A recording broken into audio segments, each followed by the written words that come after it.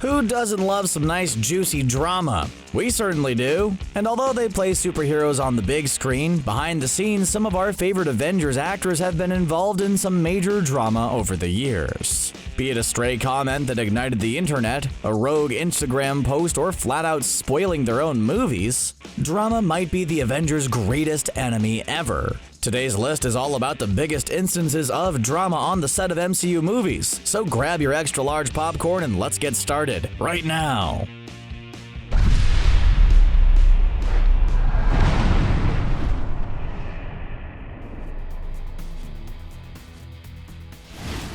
Captain Marvel is clearly the strongest Avenger. I mean, who else could just stand there calmly as Stormbreaker goes flying by their face? She pulverizes bad guys with a flick of the wrist. She busts through spaceships like they were made of paper, and she also can open that one jar of pickles with a super tight lid. She is clearly a major player, and her recent solo movie has set her up to be a major player in the franchise going forward. But the actress who plays Captain Marvel, Brie Larson, has gotten a lot of publicity for her behind-the-scenes behavior, and it hasn't been pretty. When she appeared on Jimmy Kimmel Live, Larson was talking about her relationship with Samuel L. Jackson, who starred with Brie Larson multiple times over the years in different movies. So much so that the two have become friendly. She joked about how the two have a group chat where they discuss people in their movies together who they both hate. To say this didn't go over well is an understatement. Immediately, she was branded as someone who hates her fellow Avengers castmates, and behind-the-scenes rumors didn't help in quelling the naysayers. After a particularly awkward interview with Don Cheadle, people thought that War Machine was one of the actors who didn't like her,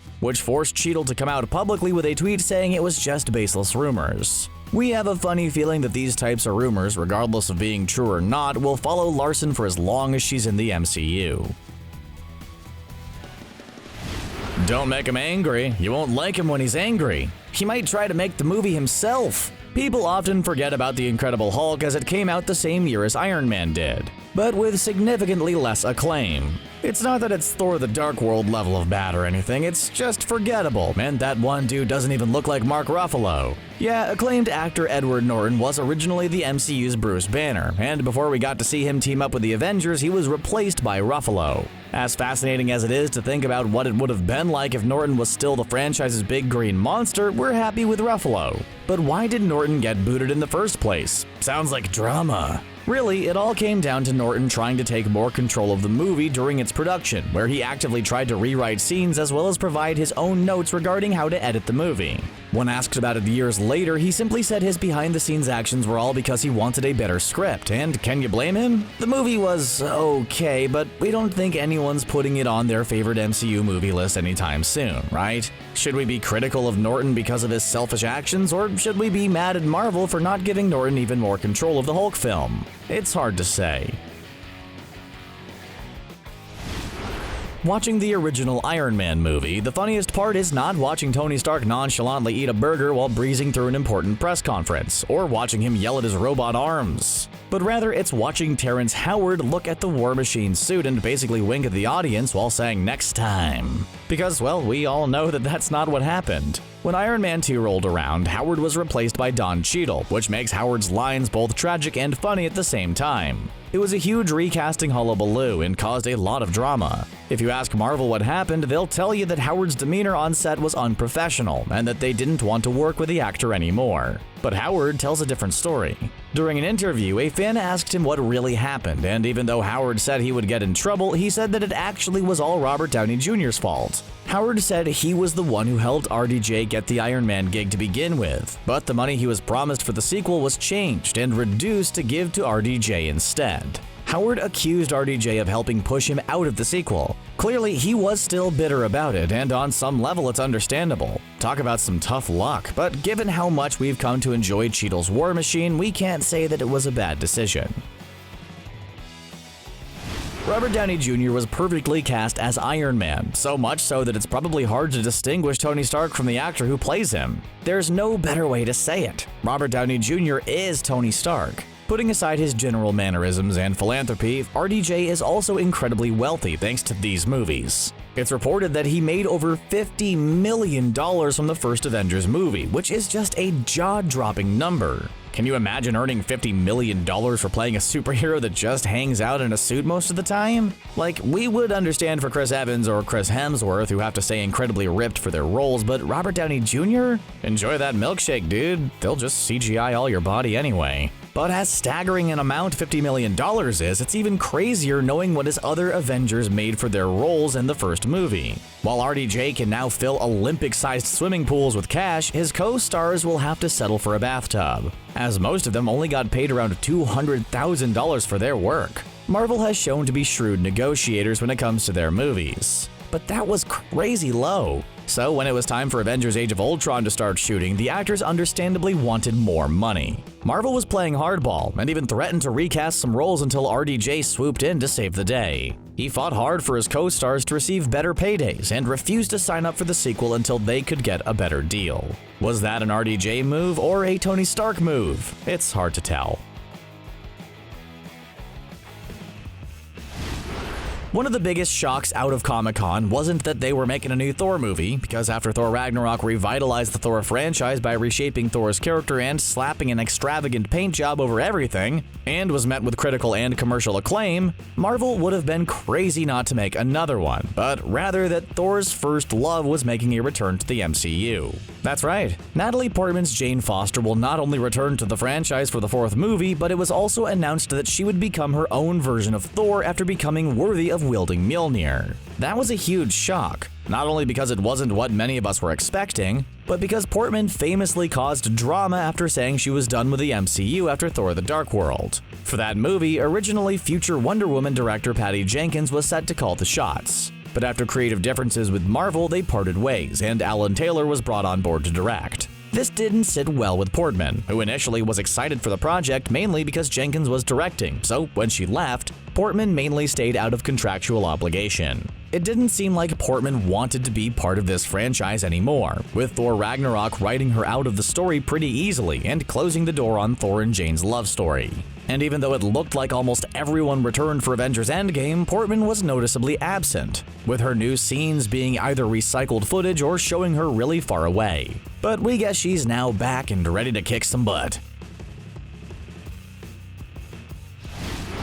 Idris Elba is a hard-working actor who seemingly wants to be a part of every major franchise known to man. He's starring in the semi-reboot of Suicide Squad, he fought The Rock and Jason Statham in Fast and the Furious, he was covered in alien makeup to battle the Enterprise crew in Star Trek, and he's long been at the top of many fans' list to play the next James Bond. But of course, a lot of people watching this video know Elba as Heimdall, Thor's BFF in the Thor franchise. Watching the first two Thor movies, it's clear that Elba was severely underused. And pair that with the fact of no one really having a good time while filming Thor: The Dark World, it's understandable about the drama Elba caused. He said working on the sequel was heartbreaking, and told his agent how much it felt like torture to be in the movie and only stuck around because of his contract. Maybe producers listened to him because Heimdall was given a much better role in the third Thor movie, but then unfortunately was killed off in the opening minutes of Avengers: Infinity War. So let's hope that Elba's happy for multiple reasons. He got to play Heimdall in a way that was much better, and then got to exit the franchise on a high note to pursue other things.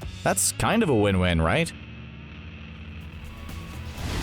Actors are always put in a tough situation whenever their bosses go to war. They can't really pick sides or badmouth anyone, or else they might get themselves in hot water. This type of situation was made clear recently with the whole Spider-Man debacle. We all know the story by now. After delivering a massive cliffhanger in Spider-Man: Far From Home, Sony and Disney butted heads. And Sony ended up removing Spider-Man from the MCU for a short period of time. Obviously, there was a lot of private meetings that we all weren't part of, but rumors seemed to point toward Disney wanting a higher percentage of the profit, while Sony wouldn't cave. Not surprisingly, a lot of the MCU's cast stayed quiet on the issue, as they clearly knew not to get involved when their parents were fighting. But someone didn't tell Jeremy Renner this, obviously. The Hawkeye actor took to Instagram and posted a message to Sony saying that Spider-Man should go back to the MCU. I mean, it's something that we all wanted, but Renner up front blaming Sony for the fight caused a little bit of a controversy. Some fans were quick to point out that Disney was the one being greedy in the situation by asking for an insane raise in percentage. Some sources say that Disney originally made 5% off of Spider-Man box office, and their new request was for 50%, which is a huge jump. Sure, we all wanted Spider-Man back in the MCU, but some people think that Renner's approach wasn't the best way to go about things. Can someone please just get this man his bird? Maybe then he'll stop mumbling everything. When Mickey Rourke was cast to play Whiplash in Iron Man 2, everybody was excited. The actor was coming off of a recent career resurgence thanks to The Wrestler, and we were at that stage where we didn't know MCU films could be bad yet. What could go wrong? Well, Iron Man 2 was met with a lot of criticism for its dull villains and its surprising lack of Iron Man. Rourke especially was heavily criticized for his general lifeless demeanor and lack of energy. Pair that with his constant mumbling, and you've got yourself one really disappointing MCU villain. But Rourke went on record later trying to set everything straight. He caused a lot of drama by saying he wasn't a Marvel fan, which to some was a weird thing to say since he literally starred in one of their movies. But by the sounds of it, maybe he had a good reason to not be a Marvel fan anymore. Rourke said that the studio cut out almost all of the scenes where Rourke tried to make Whiplash a more three-dimensional character, and instead just focused on making him the first of many bad guys who wanted revenge against Tony Stark because of some kind of past transgression. You know, we might be on Rourke's side with this one. We absolutely adore Mark Ruffalo as the Hulk, and if they ever get around to making a solo Hulk movie, we'll definitely be the first disembodied voice in line to buy a ticket. But Ruffalo caused some major drama when he accidentally spoiled a lot of Thor Ragnarok during a screening. This is truly a hilarious story.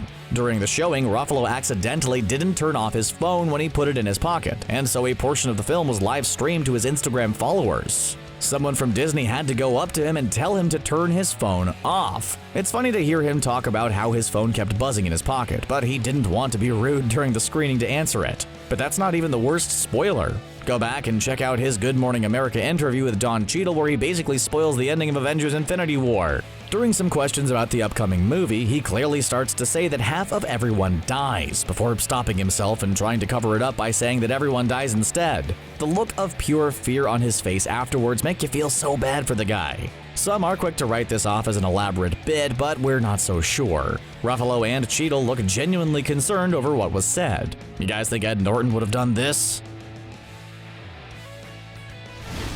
But as much as Ruffalo may have spoiled things, he's nowhere near the MCU's biggest spoiler king, Tom Holland. No matter where he goes, the kid just can't seem to keep his mouth shut. And if you want to have a good time, go check out all the different times he's spoiled upcoming movies. And then afterwards, make sure to watch the compilation of Benedict Cumberbatch stopping him from spoiling anything in movies. It's all a lot of fun and shows why the Russo brothers didn't give Tom the full script for Endgame. He once joked that he was told the final scene of Avengers Endgame was a wedding, not a funeral, which given his history makes a lot of sense. So picking just one time Holland caused drama by spoiling is tough, because there are numerous. But our favorite is the time he spoiled the movie to a crowded theater who was there to watch Avengers Infinity War.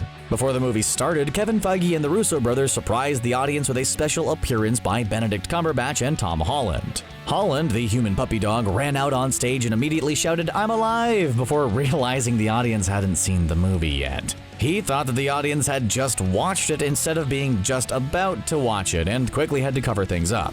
Yeah, if you ever had a secret that nobody could ever know, be sure not to tell Tom. Personally, we think Ed Norton caused the most drama on set during the production of The Incredible Hulk, but what about you guys? Which actor do you think is the biggest drama queen, and were there any instances that we missed? Let us know in the comments below, and be sure to hit that subscribe button for more awesome MCU content. As always, thanks for watching.